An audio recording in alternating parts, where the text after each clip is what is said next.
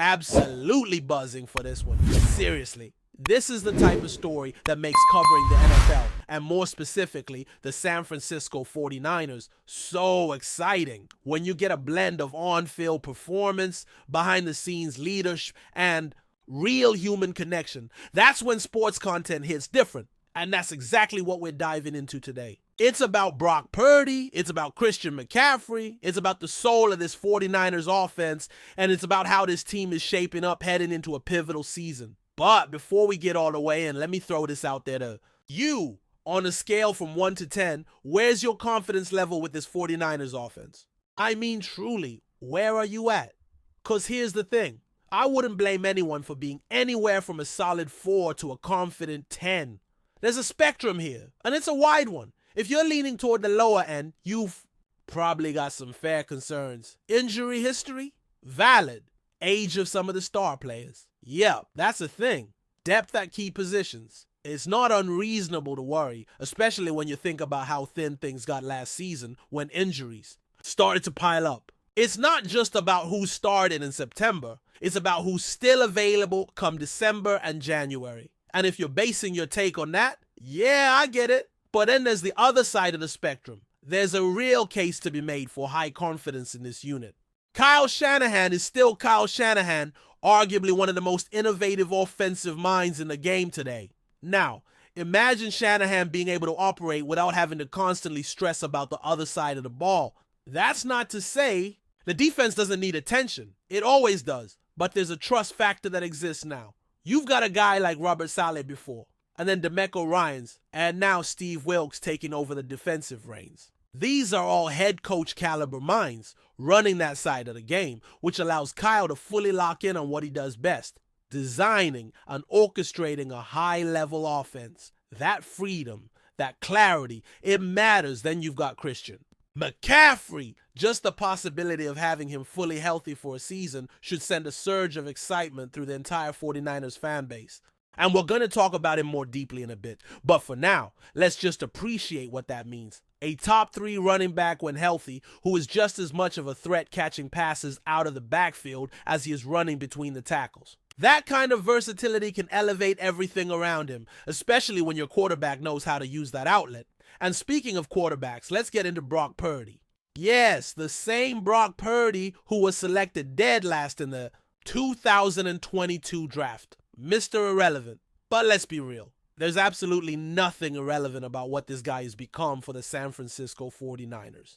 He's not just a solid quarterback. He's not just a good story. He's become a cornerstone of this team's identity. And we're not just talking about production, even though that matters a lot. We're talking about leadership, work ethic, presence, intangibles that shift the locker room. When I was younger, I had a couple of mentors who stepped up for me when my dad wasn't around much. And one thing they told me that stuck with me forever was this: leaders lead and titles follow. I've carried that idea with me for years, and it has proven true over and over. You can slap a captain patch on someone who doesn't know how to lead, and it won't matter. But the real leaders, they stand out, they influence, and eventually they earn every title and accolade that comes their way.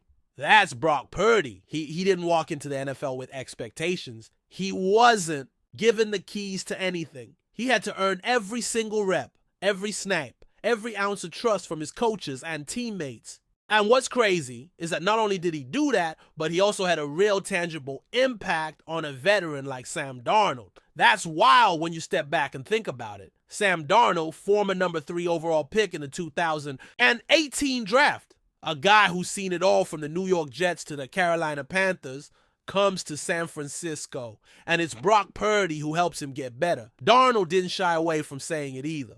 In a recent interview, he gave Purdy a ton of credit for helping him understand how to truly prepare. He talked about how watching Purdy handle both success and failure with the same calm demeanor on the sideline made an impression. That's leadership. That's poise. That's maturity. Sam said it outright. Brock showed him how to prepare, how to study, how to mentally approach the position.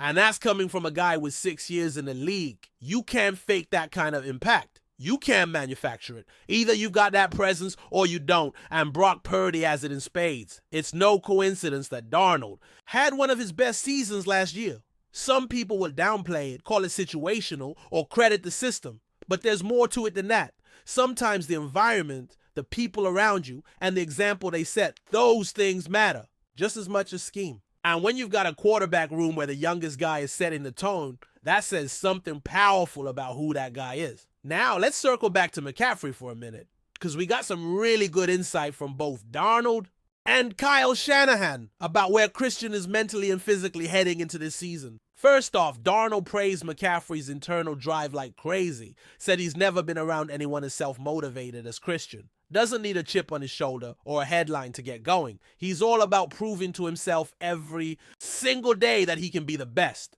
That mindset, that's elite. That's what keeps you in the conversation year after year.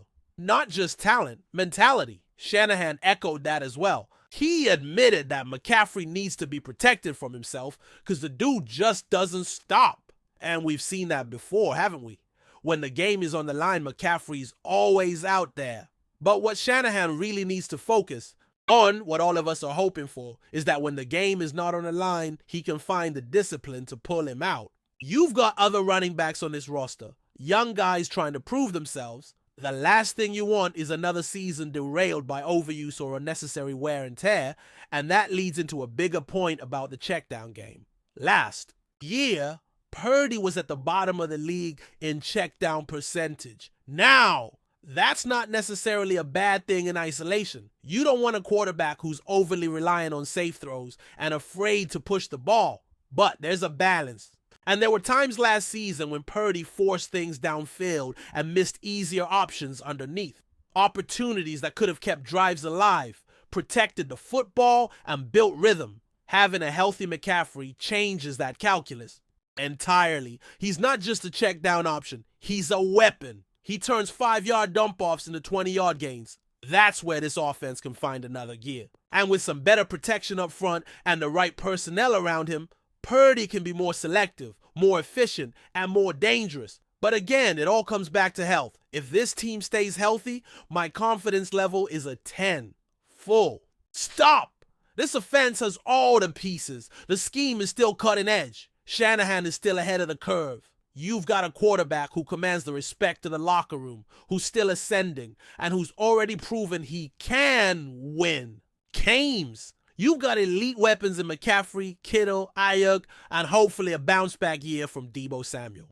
And when you have that much firepower, the ceiling is the Super Bowl. Now, if health is a problem, and let's be honest, it has been in recent years, that's where things get shaky. If McCaffrey misses time again, if the offensive line doesn't hold up, or if Purdy gets banged up, then yeah, things could unravel quickly. The depth on his roster isn't perfect, and we've seen what happens when key guys go down. But I'm still optimistic. I think Shanahan learned a lot from last year. I think this offseason gave everyone time to reset, recover, and come back sharper. And I truly believe this team is hungrier than ever.